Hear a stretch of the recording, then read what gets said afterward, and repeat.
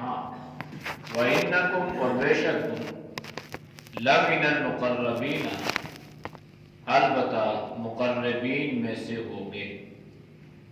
قالوا کہنے لگے یا موسیٰ اے موسیٰ اما بہر ان کے تلقیا تو ڈال دے، و اما اور بہر ان نکونا کہ ہوں ہم نحن الملقین ہم ڈالنے والے۔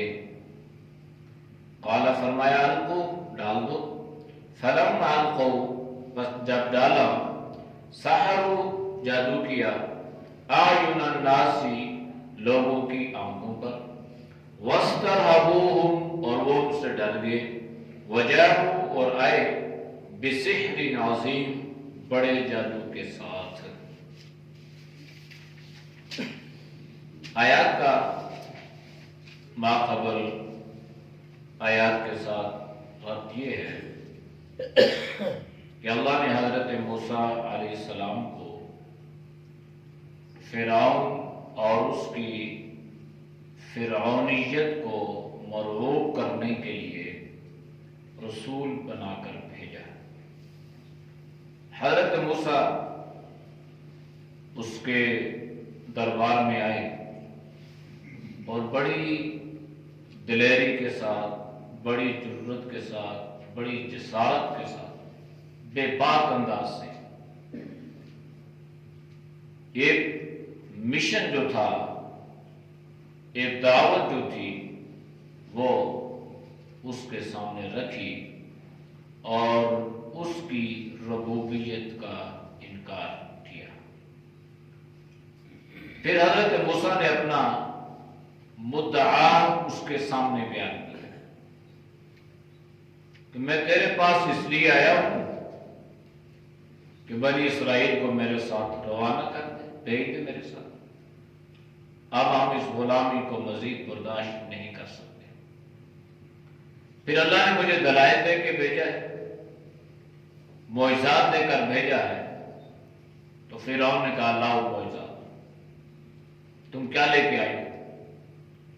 تو دو معجزات جو اللہ نے حضرت موسیٰ علیہ السلام کو عطا اس وقت فرمائے تھے، ان کا ظہور فرعون کے دربار میں ہوا اور فرعون نے ان دو معجزات کو اپنی آنکھوں سے بھی دیکھ لیا۔ جب معجزے کا ظہور ہوا تو درباری بول اٹھے۔ آج کی آیات میں قال الملأ کہا سرداروں نے، سردار تو یہ خود تھا، اب یہ سارے جو سردار تھے نا یہ اس کے تابع تھے، لیکن اس نے اپنے برادریوں پر، کنبے قبیلوں پر، علاقوں پر اپنے لوگ مقرر کیے ہوئے تھے جو ان کے سردار یا بڑے یا بزرگ کہلاتے تھے۔ اصل میں وہ سردار بھی اس کے حکم کے تابع ہی تھے اور وہ اسی کو اپنا رب مانتے تھے۔ تو جب یہ ایک انہونی بات جس سے انسان کی عقل عاجز آ جاتی ہے، انسان جتنا بھی ترقی کر لے وہ کسی چھڑی کو سانپ نہیں بنا سکتا، کسی بے جان کو جاندار اور کسی جاندار کو بے جان بنانا یہ اللہ ہی کا کام ہے۔ جتنی ترقی کر چاند پہ پہنچ جائے، ٹیکنالوجی میں، سائنس میں کس طرح کی ترقی ہو، لیکن اس ترقی کی بھی ایک حد ہے اور اللہ لامحدود ہے، لامتناہی ہے۔ تو جب یہ عجیب چیز ان کے سامنے ظاہر ہوئی کہ ان کی عقل سے عاجز آ گئی، اب ان سرداروں کی جو سرداری چمکتی اور دمکتی تھی یہ فرعون کی وجہ سے تھی، لہذا انہیں یہ خطرہ محسوس ہوا کہ اگر بالفرض فرعون کی فرعونیت، اس کی سرداری، اس کی ربوبیت ختم ہو جاتی ہے تو پھر ہماری بھی سرداری ختم ہو جائے گی۔ تو یہ سارے درباری جو سردار تھے جس کو آج اس وقت بھی خیر ایسے ہی القاب تھے، آج کل بھی کہا جا سکتا ہے درباری ملا، جو حکومت کی مرضی کے مطابق مسئلہ پیش کرتے ہیں اور حکومت کی مرضی کے مطابق وہ دین بنا کر لوگوں کے سامنے پیش کرتے ہیں۔ ایسے اس امت میں بھی بڑے بڑے پیدا ہوئے۔ آپ نے تاریخ پڑھی ہوگی تو اکبر جو بادشاہ گزرا ہے اس نے ایک نیا دین بنانے کی کوشش کی جس کو دین اکبری کے ساتھ تعبیر کیا گیا۔ تو اس دین اکبری کی مخالفت جو کرنے والا تھا، دنیا اس کو شیخ احمد سرہندی رحمت اللہ علیہ کے نام سے جانتی ہے۔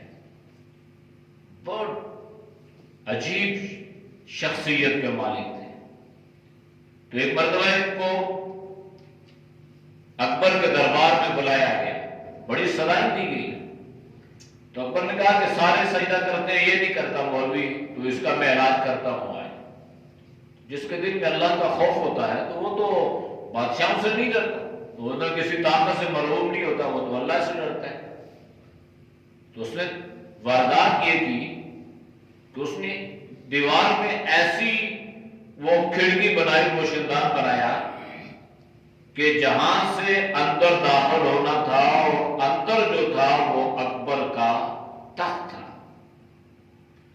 اب ظاہر بات ہے جب انسان اندر داخل ہوتا ہے تو وہ پہلے سر کرتا ہے، سر کے ذریعے سے وہ اندر دیکھتا ہے، جانتا ہے، اندازہ لگاتا ہے کہ بھائی نوعیت کیا ہے۔ اب اس کی مرضی یہ تھی کہ یہ اس انداز سے داخل ہوں گے تو یہ سر کریں گے نیچے تو بس یہ بات مشہور ہو جائے گی کہ شیخ احمد نے اکبر کو سجدہ کیا ہے اور اکبر کے سامنے اپنا سر جھکایا ہے۔ لیکن اللہ والوں کو اللہ نے بڑی بصیرت عطا فرمائی ہوتی ہے، یہ سمجھ تو کہ جب یہ وہاں سے داخل ہوئے تو بجائے سر کرنے کے انہوں نے پاؤں کیے، تو اب مزید اس کی دشمنی بڑھ گئی، کہنے لگا مولوی نے میری توہین کر دی ہے، میری طرف اس نے پاؤں کیے ہیں۔ تو یہ وہ عظیم انسان تھے۔ تو اس طرح کے لوگ پیدا ہوتے ہیں، لیکن اللہ ان کی مخالفت میں بھی اللہ ایسے لوگوں کو کھڑا کرتا ہے۔ تو فرعون نے بھی ایسے درباری اجرت پہ رکھے ہوئے تھے۔ تو جب یہ معجزے کا ظہور ہوا تو یہ سزا قال الملأ، ان سرداروں نے کہا من قوم فرعون، جب فرعون کی قوم سے تھے، یعنی اس کے ماننے والے تھے۔ اب قوم اس اعتبار سے نہیں کہا گیا کہ اس کے برادری کے تھے، اس کے چچا زاد بھائی تھے یا اس کے کنبے قبیلے کے تھے۔ قوم سے مراد یہ کہ آل فرعون بس اس کی سرداری کو مانتے تھے، اس کی ربوبیت کو مانتے تھے اور اس کے آگے سجدے کرتے تھے۔ ان ھذا لساحر، کہنے لگے یہ تو جادوگر ہے اور علیم، یہ ماہر بھی ہے، جاننے والا بھی ہے۔ یعنی چونکہ اس کے دربار میں جو فرعون کی سلطنت میں جتنے جادوگر پیدا ہوئے نا، مورخین نے لکھا ہے نہ اس سے پہلے کبھی ہوئے نہ اس کے بعد کبھی ہوئے، یہاں تک کہ ہر آدمی اس فن سے ماہر تھا۔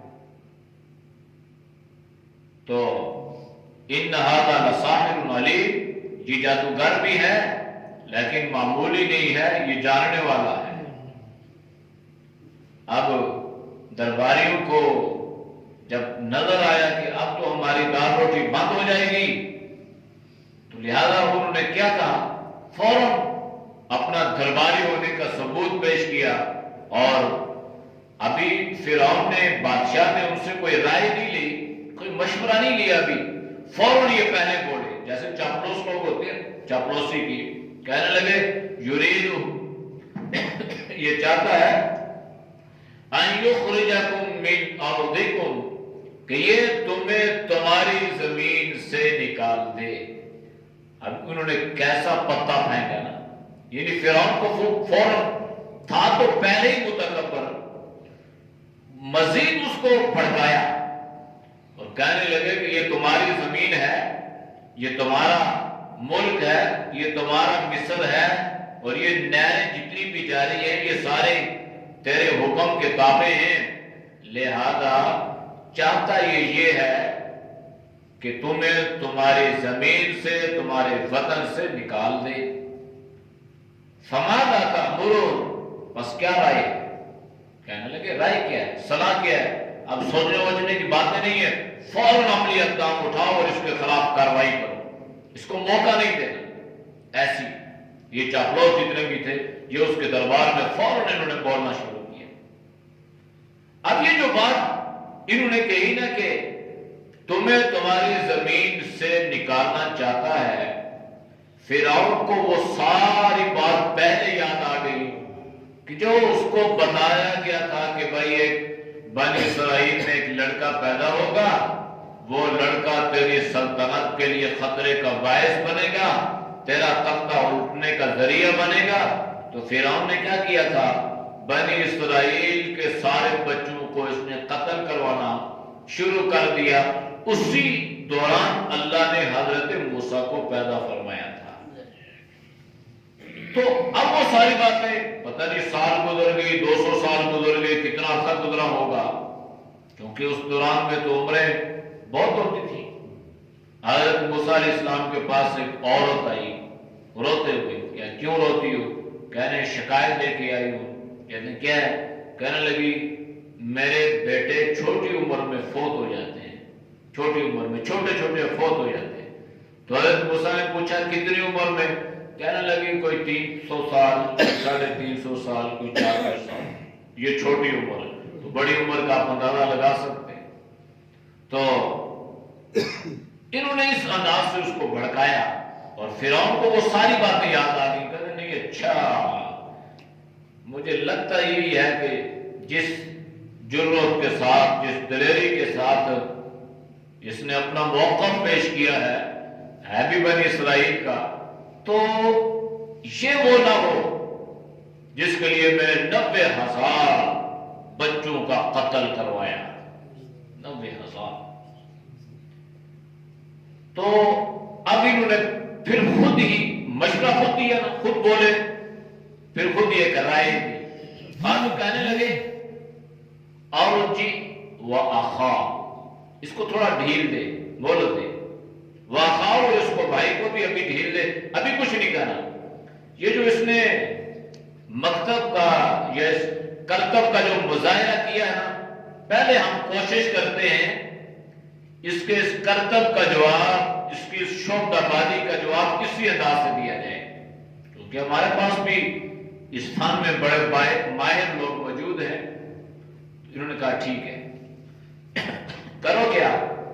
وَأَرْسِلْ فِي الْمَدَائِنِ حَاشِرِينَ، کہنے لگے کہ جو بڑے بڑے شہر ہیں نا، ان شہروں میں اپنے لوگ بھیج دو، اور وہاں سے جو لوگ جادو میں ماہر ہیں انہیں بلا کے فرعون کے دربار میں لے آؤ۔ انہوں نے بھیج دیے، لوگ چلے گئے مختلف شہروں میں، آبادیوں میں، وہاں سے تو جادوگروں کو جب پتا چلا کہ فرعون، یہ تو خوش ہو گئے، بھائی آج تو ہماری جو ہے وہ مزے ہو جائیں گے، اس لیے کہ فرعون جو بلا رہے، دربار میں جو جا رہے ہیں، کرتب کا مظاہرہ کریں گے اور اس طرح ہماری دنیا کا نظام چلے گا۔ سوچنے لگے یَأْتُوکَ بِكُلِّ سَاحِرٍ عَلِیمٍ، آئے تیرے پاس ہر جادوگر جاننے والا۔ یہ انہوں نے رائے دی۔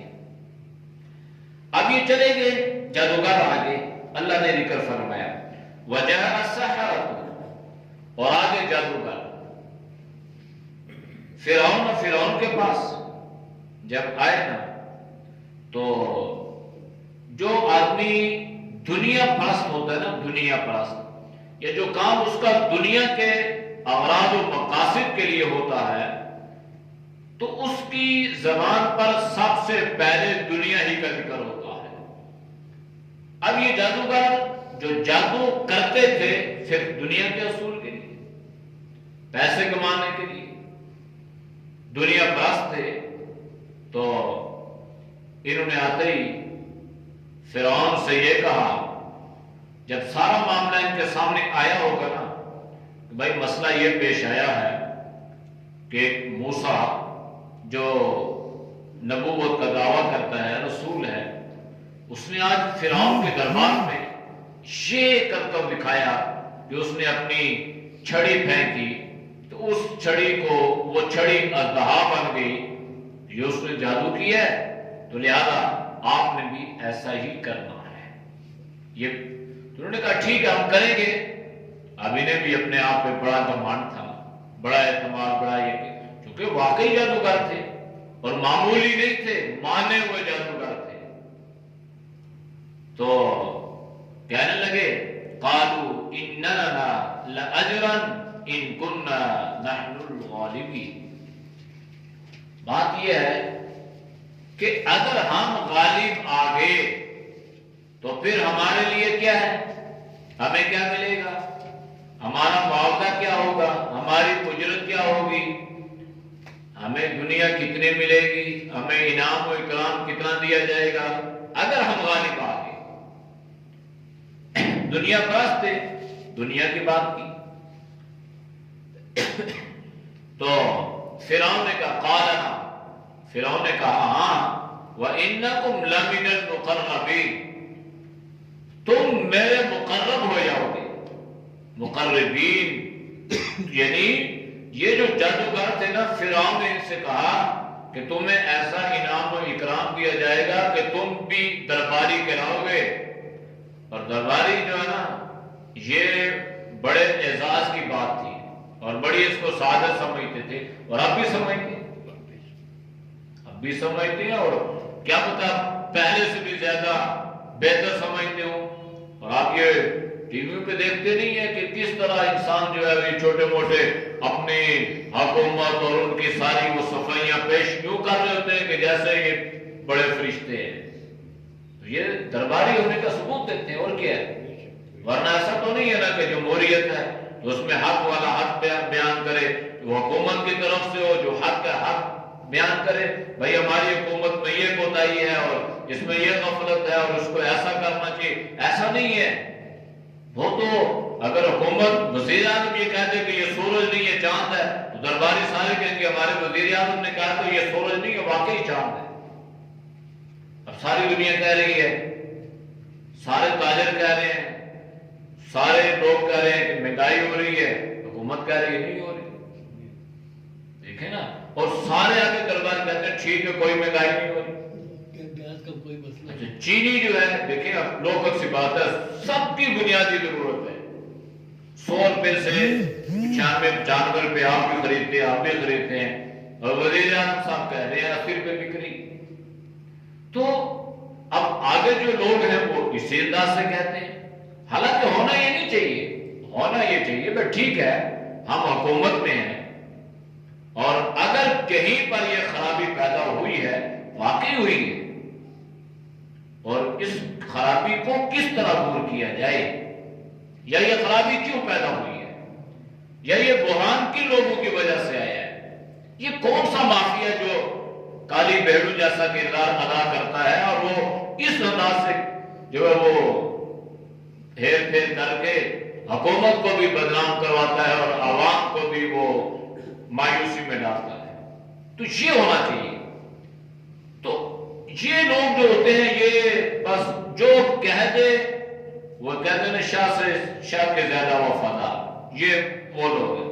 تو انہوں نے کہا بھائی ٹھیک ہے، فرعون نے تمہیں انعام و اکرام کیا ملے گا، تمہیں بہت بڑا انعام و اکرام ملے گا، تم مقربین ہو جاؤ گے۔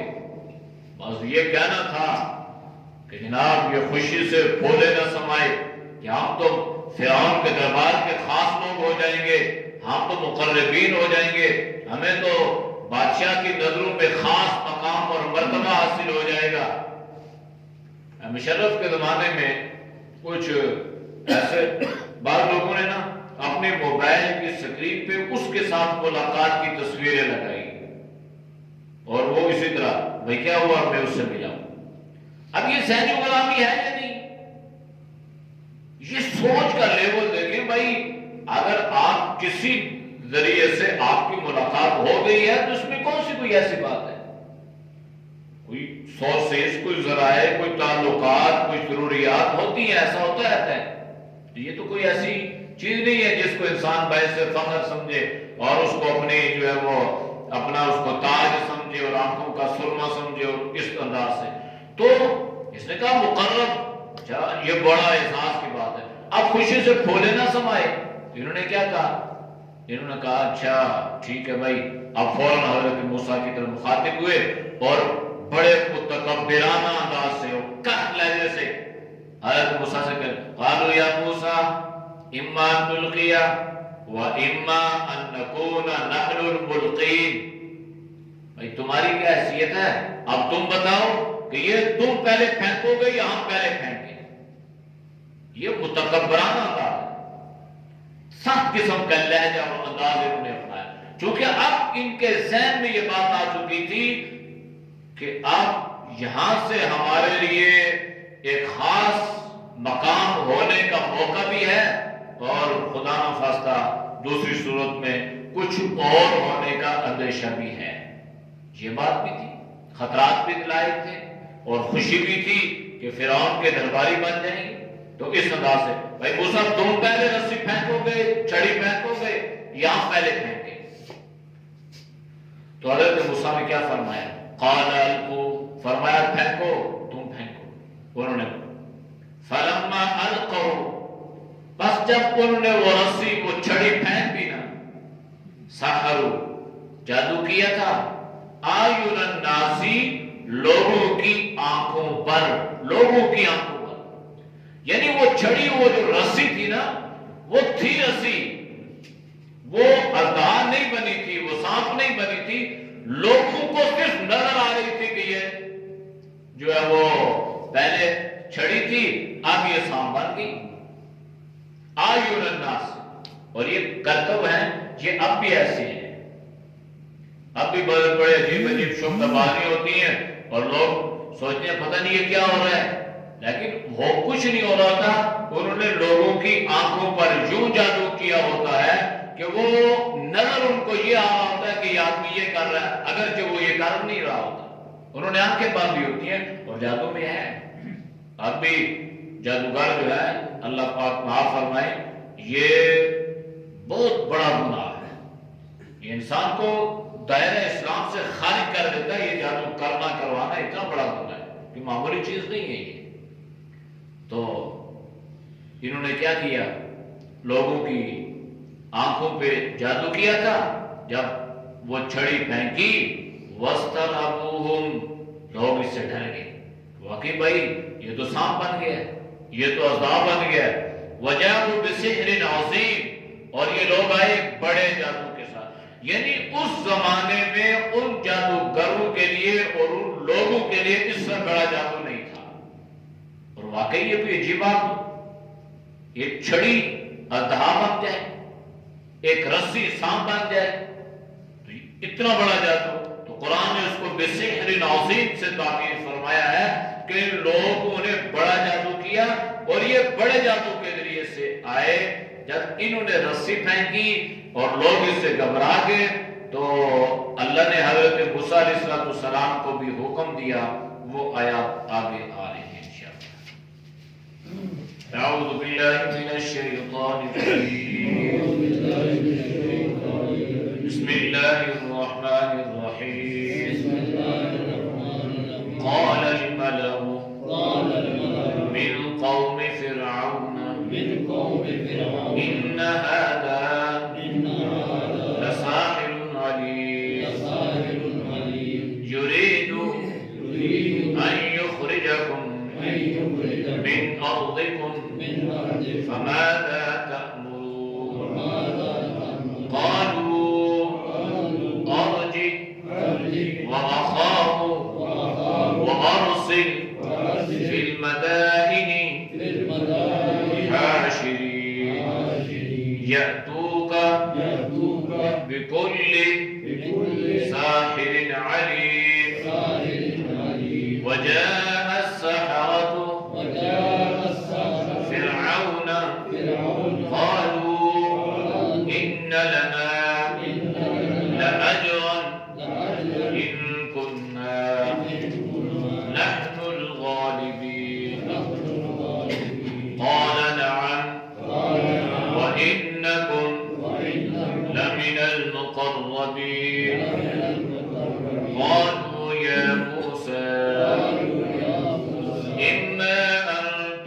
الدنيا وإما أن نكون نحن الملقين قال ألقوا فلما ألقوا سحروا أعين الناس واسترهبوهم وجاءوا بسحر عظيم صدق الله الحمد لله رب العالمين والعاقبة للمتقين والصلاة والسلام على رسوله الكريم یا اللہ ہم سب کے صغیر کبیرہ گناہوں کو معاف فرما، گناہوں سے حفاظت فرما، نیک اعمال کی توفیق نصیب فرما۔ یا اللہ برے اعمال سے، برے خیالات سے، برے راستوں سے، بری صحبت سے اللہ تو سب کی حفاظت فرما۔ یا اللہ حاسدین کی حسد سے، منافقین کی منافقت سے، شریر لوگوں کے شر سے، یا اللہ جادوگروں کے شر سے اللہ تو سب کی حفاظت فرما۔ یا اللہ تو سب کی حفاظت فرما۔ یا اللہ تو حفظ و امان والا معاملہ فرما۔ یا اللہ جتنے مسلمان دنیا سے رخصت ہو چکے ہیں یا اللہ تو سب کی مغفرت فرما۔ بالخصوص کرنو نیازی صاحب کے جو مینوئی صاحب کا انتقال ہوا اللہ ان کی مغفرت فرما، اللہ ان کے درجات کو بلند فرما۔ ان کے ہمشیرہ بھی بیمار ہیں ان کے لیے بھی دعا فرمائے، اللہ پاک ان پر اپنا رحم و کرم والا معاملہ فرمائے، صحت ایمان والی اللہ زندگی نصیب فرمائے، ہر محتاجی سے ہر پریشانی سے اللہ ان کی حفاظت فرمائے۔ اور یا ارحم الراحمین جس کے عدیل و قارب و واحدہ دنیا سے رخصت ہو چکے ہیں اللہ تو سب کی مغفرت فرما، جو بیمار ہیں اللہ ان کے شفائے کاملہ نصیب فرما، جو پریشان حال ہے اللہ ان کی پریشانی کو دور فرما۔ یا اللہ تو سب کے رزق حلال میں برکت عطا فرما، حرام سے اللہ تو سب کی حفاظت فرما۔ صلی اللہ تعالی علی نبی الامی وعلی آلہ وصحبہ